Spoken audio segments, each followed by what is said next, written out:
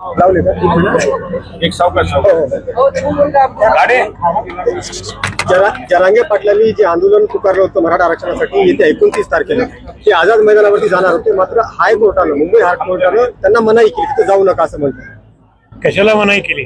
त्या आंदोलनाला परवानगी नाकारली. पण का? ते कुठल्या कारणास्तव? जनजीवन विस्कळीत होईल असं निरीक्षण त्यांनी नोंदवलेलं. ते शेवटी पण जाऊन पोहोचतील तिथं आणि शासनाचे मत काय ते सांगतीलच.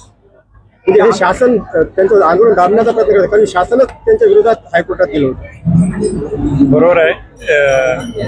परिस्थिती हीच होती आणि म्हणून प्रतिनिधित्व त्यांचं जे काय राहील ते त्यांना मला वाटतं शेवटी शासन त्यांना भेटेल. आपली भूमिका काय आहे आंदोलनासंदर्भात?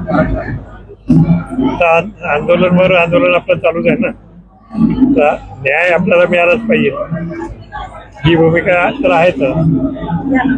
मुंबई उच्च न्यायालयाने परवानगी नाकारली, जे आझाद मैदानावरती ते जाणार होते तिथे जाऊ नका असं उच्च न्यायालयाने म्हटले. उच्च न्यायालयाने हा निर्णय देत असताना सरकारने त्या संदर्भामध्ये कोणती भूमिका घेतली होती हे देखील तपासून बघणं अत्यंत महत्वाचं आहे.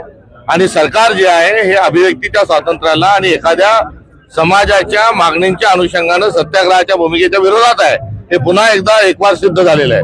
वास्तविक पाहता मागच्या सरकारमध्ये छत्रपती शिवाजी महाराजांच्या पाया पडून जे दिलेला जो शब्द होता, दिलेलं जे वचन होतं ते या नाकारत्या सरकारकडून पूर्ण झालेलं नाही.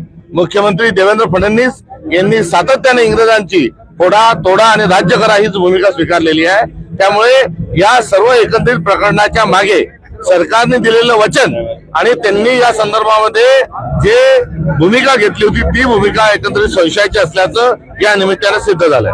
मात्र सरकार जेव्हा आंदोलनाची यांनी दिशा ठरवली होती, जरांगे पाटलांनी तारीख ठरवली होती आझाद मैदान, त्यानंतर सरकार हायकोर्टात गेलं, म्हणजे सरकारला त्यांचं आंदोलन